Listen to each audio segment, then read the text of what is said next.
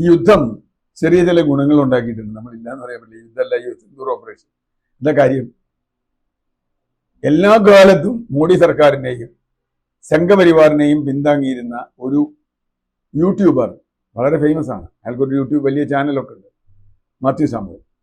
ഇപ്പോൾ അദ്ദേഹമാണ് സംഘപരിവാറിന്റെ ഇന്ത്യയുടെ ഏറ്റവും വലിയ ശത്രുവായി പ്രഖ്യാപിക്കപ്പെട്ടിട്ടുള്ളത്. അദ്ദേഹത്തിന് യൂട്യൂബ് ചാനൽ പൂട്ടി, മലയാളത്തിൽ വരുന്ന യൂട്യൂബ് ചാനൽ പൂട്ടി. അദ്ദേഹത്തിന് വലിയ കഥയൊക്കെ ഉണ്ട്. തെഹൽക്ക എന്ന് പറയുന്ന അന്വേഷണാത്മക പത്രപ്രവർത്തനത്തിന്റെ ആധാരശില, ഒരുപക്ഷെ ഇന്ത്യയിൽ ഏറ്റവും കൂടുതൽ അന്വേഷണാത്മക പത്രപ്രവർത്തനം നടത്തുകയും പലതും കണ്ടെത്തുകയും ഒളിക്യാമറ വയ്ക്കുകയും ഒക്കെ ചെയ്തിട്ടുള്ള, ഞാൻ അതിന്റെ മറ്റു വിശദാംശങ്ങളിലേക്ക് പോകുന്നില്ല.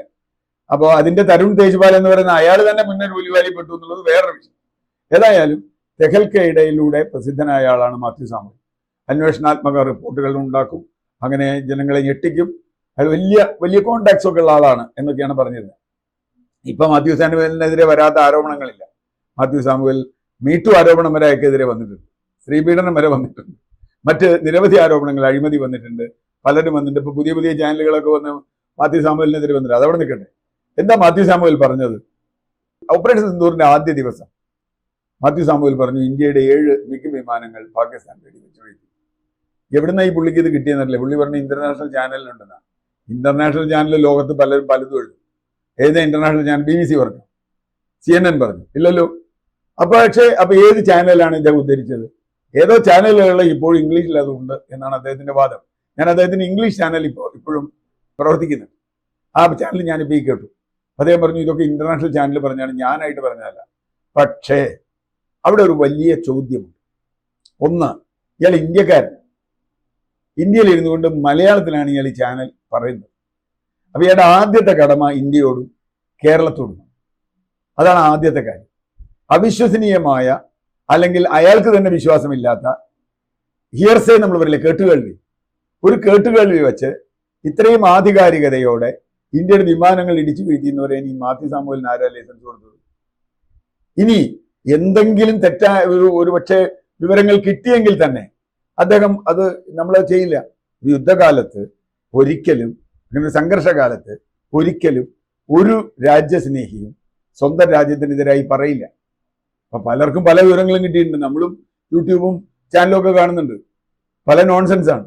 അതിൽ ഏറ്റവും തമാശ, ഈ മാത്യു സാമുവൽ അടക്കമുള്ള ഇത്തരം ആളുകളുടെ ഈ തെറ്റ് ചൂണ്ടിക്കാണിച്ച ആളുകൾ യഥാർത്ഥത്തിൽ സംഘപരിവാറിന്റെ കണ്ണിലെ കടിയുള്ള ആളുകളുമാണ്. ഫഹസ് പോലെയുള്ള ചില ആളുകൾ, അദ്ദേഹത്തിന്റെ പേര് എനിക്ക് ഓർമ്മയില്ല. അദ്ദേഹത്തിന്റെ ചാനലാണ് ആദ്യമായി മാത്യു സാമുവലിന്റെ ഈ കണ്ടെത്തൽ, മാത്യു സാമുവൽ മാത്രമല്ല വേറെ ചില ആളുകളും ഇന്ത്യയുടെ വിമാനങ്ങളൊക്കെ വെടിവെച്ച് വീഴ്ത്തി എന്നൊക്കെ പറയുന്ന അത് കണ്ടെത്തൽ ആദ്യമായി പൊളിച്ചു കൊടുത്തത് അവരാണ്. എന്ന് പറഞ്ഞാൽ സംഘപരിവാറിനെ പിന്താങ്ങുന്ന ഒരു ചാനൽ ഇതിന് ഇന്ത്യയുടെ വിമാനം ഇടിച്ചു വീഴ്ത്തി എന്ന് പറയുകയും ഇയാളുടെ റിപ്പോർട്ട് ഫേക്ക് ആണ് എന്ന് പറയുകയും സംഘപരിവാറിനെ എല്ലാ കാലത്തും എതിർക്കാം. ഇതിൽ സംഘപരിവാറിന്റെ വിഷയമില്ല. കാരണം ഇന്ത്യയാണ്. ഇന്ത്യ ഇന്ന് ഇവര് ഭരിക്കാം, നാളെ വേറെ ആൾ ഭരിക്കാം. മുമ്പ് ഇന്ത്യയിൽ ഇന്ദിരാഗാന്ധി ഭരിച്ചിട്ടുണ്ട്, നെഹ്റു ഭരിച്ചിട്ടുണ്ട്, വാജ്പേയി ഭരിച്ചിട്ടുണ്ട്, മൻമോഹൻ സിംഗ് ഭരിച്ചിട്ടുണ്ട്, ഒക്കെ ഭരിച്ചിട്ടുണ്ട്, ഗുജറാത്ത് ഭരിച്ചിട്ടുണ്ട്, JP സിംഗ് ഭരിച്ചിട്ടുണ്ട്, ഒക്കെ ഉണ്ട്. ഇതൊക്കെ ഉണ്ടാവാം, ആളുകളൊക്കെ മാറി മാറി വരും. പക്ഷേ ഇന്ത്യ എന്നൊരു രാജ്യം, ഇന്ത്യൻ ഭരണഘടന അംഗീകരിക്കുന്ന ഇന്ത്യ എന്ന് പറയുന്ന ഒരു രാജ്യത്തെ ഒരു പ്രജ എന്ന നിലയ്ക്ക് ഒരു സംഘർഷം നടക്കുമ്പോൾ ആ രാജ്യത്തിനെതിരായി പറയുന്നത് രാജ്യദ്രോഹം തന്നെയാണ്. പറയുമെന്ന് പേടിച്ച് ചില ചാനലുകൾ പൂട്ടിക്കുന്നതിനൊന്നും എനിക്ക് യോജിപ്പില്ല. ചില ചോദ്യങ്ങൾ ചോദിക്കുമെന്നതുകൊണ്ട്. പക്ഷെ ചോദ്യങ്ങൾ ചോദിക്കാം. ചോദ്യങ്ങൾ ചോദിക്കേണ്ടത് ഇത് സംഘർഷം കഴിഞ്ഞതിന് ശേഷമാണ്.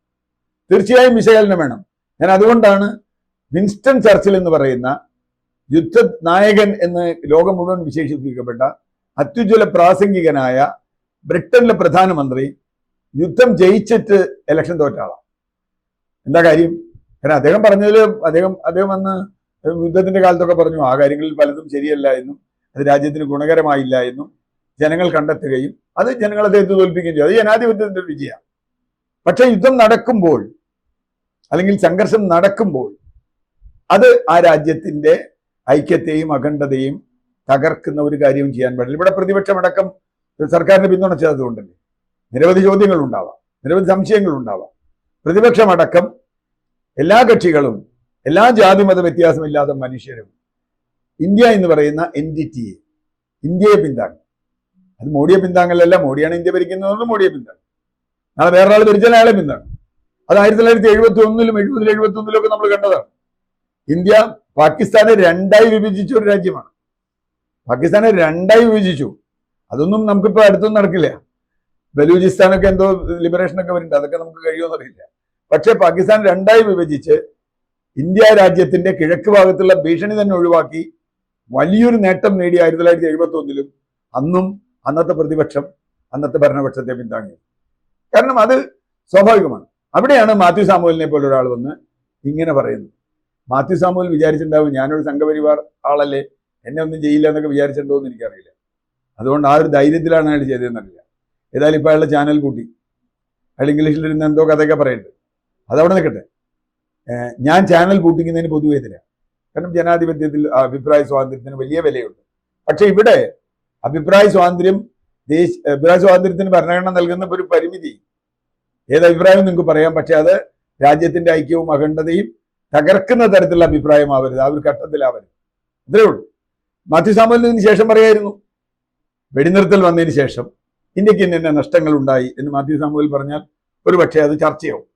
ഇപ്പം അത് ചർച്ചയാവില്ല. മാത്രമല്ല ഇങ്ങനെ ഒരു ഫേക്ക് ന്യൂസ് കൊടുക്കുന്നു. ഇപ്പൊ മാത്യു സാമുവലിനെതിരെ ചാടി വീഴുന്ന ആളുകൾ പലരും മാത്യു സാമുവലിന്റെ ചാനൽ കണ്ട് ഹരം കൊണ്ടവരും രോമാഞ്ചം കൊണ്ടവരുമാണ് എന്നതാണ് നമ്മളെ ചിന്തിപ്പിക്കുന്ന ഒരു കാര്യം. ഏതായാലും ഒരു കൃസംഗി ഇതിൽ നിന്ന് ഒഴിവായി പോയി എന്ന സന്തോഷമാണ് എനിക്കുള്ളൂ. മാത്യു സാമുവലിനെതിരെ കേസെടുക്കാൻ തന്നെയാണ് സാധ്യത. കാരണം അത് രാജ്യദ്രോഹപരമായ കേസാണ്. പക്ഷേ വയർ പോലെയുള്ള ചില ചാനലുകൾ ഒന്നും എഴുതാതെ തന്നെ അവരെ പൂട്ടിച്ചു. അതെന്തിനാണ്? അവരെഴുതിയിട്ട് അവർ ഇന്ന കാര്യം തെറ്റാണ് എഴുതിയത് എന്ന് പറഞ്ഞുകൊണ്ട് ചെയ്യിക്കുന്നതിൽ ഒരു തെറ്റുമില്ല. കാരണം സർക്കാരിനെ 100% എതിർക്കുന്ന പത്രങ്ങളും ചാനലുകൾ പോലും യുദ്ധകാലത്ത് 100% സർക്കാരിനെ പിന്തുണച്ചു. അതാണ് അതൊരു രീതിയാണ്. അതൊരു ജനാധിപത്യത്തിന്റെ നമ്മുടെ ഒരു കടമയാണ്. അത് പിന്തുണച്ചു, ഒരു സംശയവും ചോദിച്ചില്ല, ഒരു എതിർപ്പും പറഞ്ഞില്ല. ഇന്ത്യൻ സൈന്യത്തെ എല്ലാ അർത്ഥത്തിലും പിന്താങ്ങി. സൈന്യത്തെ പിന്താങ്ങാതിരിക്കാൻ പറ്റില്ല. കാരണം സൈന്യം അവരും അവരുടെ ജീവൻ വെച്ചിട്ടാണ് കളിക്കുന്നത്.